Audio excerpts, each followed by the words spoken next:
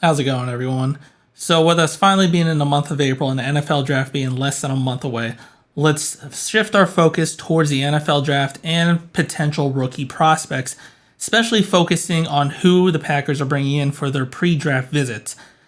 The reason the pre draft visit is kind of important, each team's allowed up to 30 players to bring in after the NFL Combine to do interviews with them and ask them follow up questions and anything they might have questions on that they couldn't get done at the NFL Combine because, well, all 32 teams are there.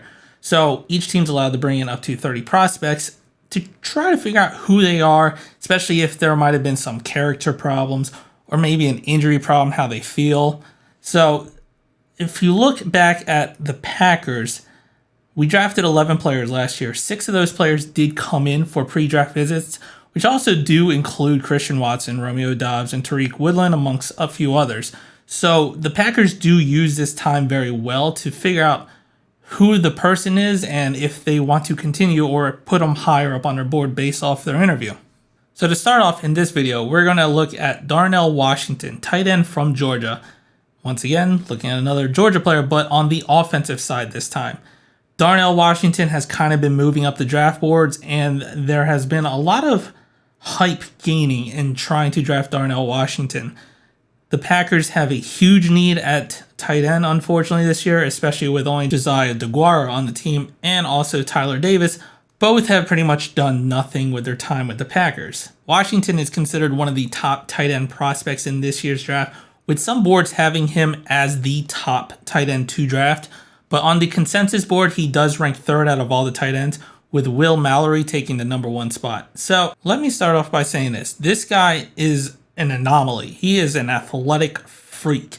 The dude is 6'7", 264 pounds. He ran a 4.64 40-yard time with a 4.08 shuttle time.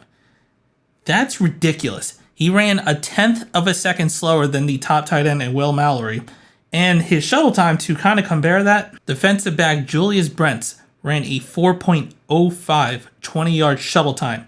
That is 0.03 seconds faster than this tight end, who's at 6'7", 264 pounds. It's just insanity. Continuing on, if you looked at all the speeds of the tight ends, he ran the 6th fastest 40-yard dash in this year's Combine. And the all-important metric when looking at if the Packers are probably going to draft someone is the RAS score. Darnell Washington had a 9.87 RAS score, which ranked 15th out of 1,043 tight ends that have been measured with the RAS score since 1987. Now, for his time at Georgia, he mostly played in line and was a blocking tight end, barely ever catching the ball over his 3 years.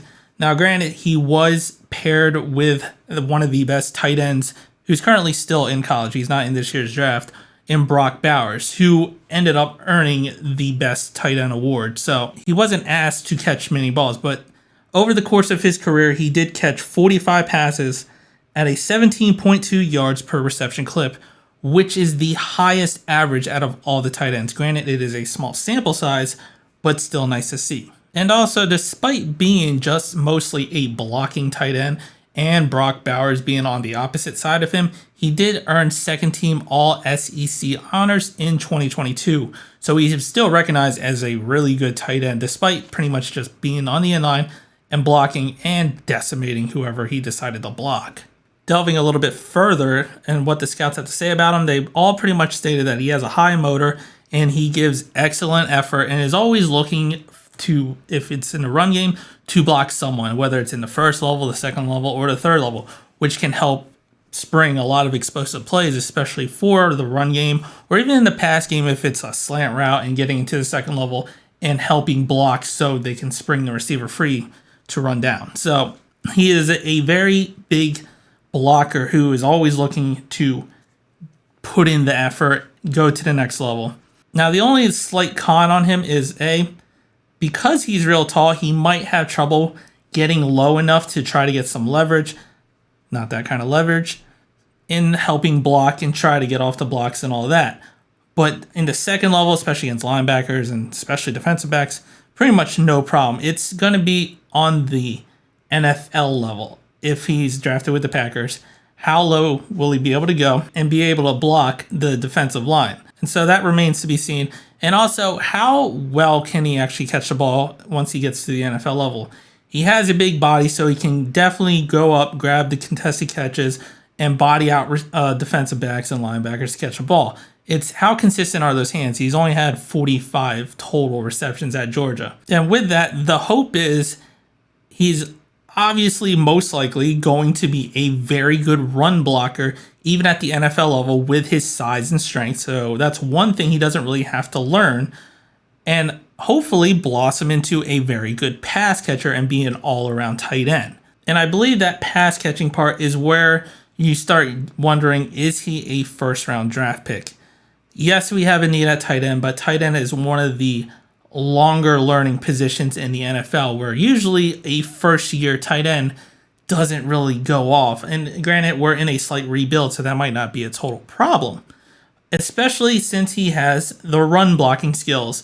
If we use him as a run blocking tight end and try to, get him along with his pass catching, if how much depending it's needed, it kind of goes with Matt LaFleur's system as well, since we really need run blocking tight ends and run blocking receivers, and that'll help spring Aaron Jones and AJ Dillon. So his fit might be very good in our system, especially as a first-year tight end, especially with the loss of Alan Lazard on the outside and most likely losing Mercedes Lewis.